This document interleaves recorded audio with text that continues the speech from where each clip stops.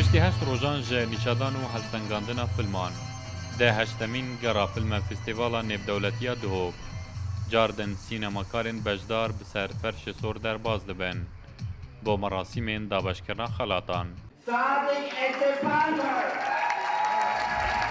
Filmê Sedîq û Piling ku filmekê Kurdî ye û ji nivêsan û derhênana Rêberdozkî ye. Xelatê baştirîn film di vê filme festîvalê wergir.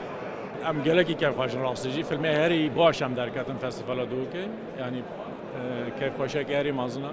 Yani çîroka me li ser Sûrişte Kurdistanê ye ku yani Kurd em gelek hişçiyayet Kurdistanê dikin û çiyayet Kurdistanê her me parêzin.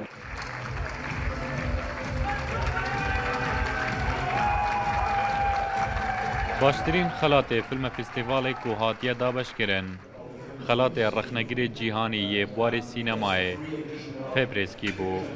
Filmê daweta Elî û Zînê ev xelata wergir.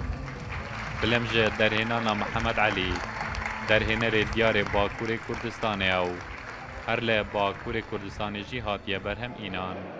بۆ من باش بوو ئەو تەجربەیەک نو بوو واسی سالە ئەو ژاتیە دووهۆکی ئەو فیبرەسکی واسی ئەم جار ئەس باوارم وای ددن فیلمên کوردان و یەک ژیە منە پۆسپاسکە بۆ ژووریە بر گرنگای وی ئەوە کو ئەم فەستیڤالێ مایە دووهۆکێژی ببە وەکی فەستیڤالên دنیای هەری بناو و دەنگە.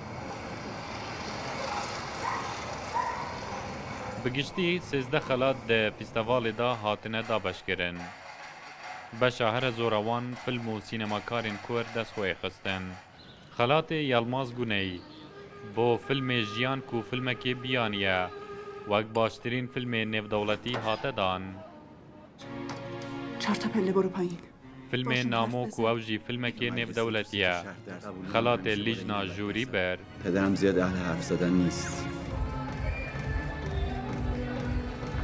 Erselan Emirî derhênerê filmê Zalawe ku filmekê Rojhilatê Kurdistanê ye wek baştirîn derhêner hate xelatkirin. چیرۆکی زاڵەوە لەسەر گوندێکە کە خەڵکی ئەو گوندە ئەڵێن کە جنۆکەیەک هاتووە و ئەفسەری پۆلیسێک ئەڕوا بۆ ئەو گوندەکە بزانێ ماجەرا چییە و تاقیقا لەسەری. Beşek ji xelatên din bo filmên Kurdî yên dirêj jî bi vî awayî hatîne dabeşkirin. Baştirîn sînaryo bo filmê Parastina Birayan.